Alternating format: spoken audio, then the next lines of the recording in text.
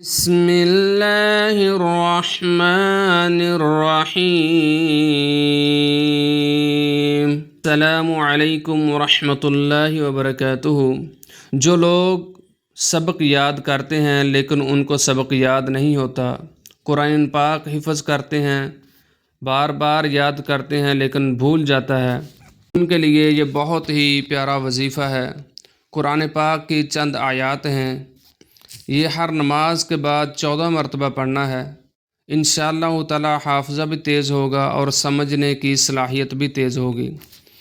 رب اشرح لی صدری ویسر لی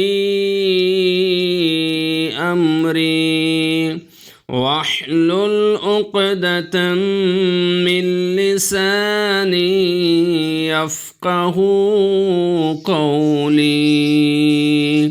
یہ وظیفہ ہر نماز کے بعد 14 مرتبہ پڑھنا ہے، اور جس کو بات سمجھ نہیں آتی، بات کو سمجھنے کی کوشش کرتا ہے لیکن بار بار بات سمجھ نہیں آ رہی، وہ یہ وظیفہ ہر نماز کے بعد 11 بار پڑھے۔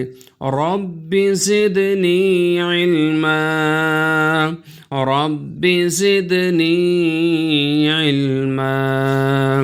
رسول اللہ صلی اللہ علیہ وآلہ وسلم نے فرمایا کہ علم اللہ کا نور ہے، اور جو بندہ گناہ کرتا ہے اللہ تعالیٰ اس کے پاس اپنا نور نہیں آنے دیتا۔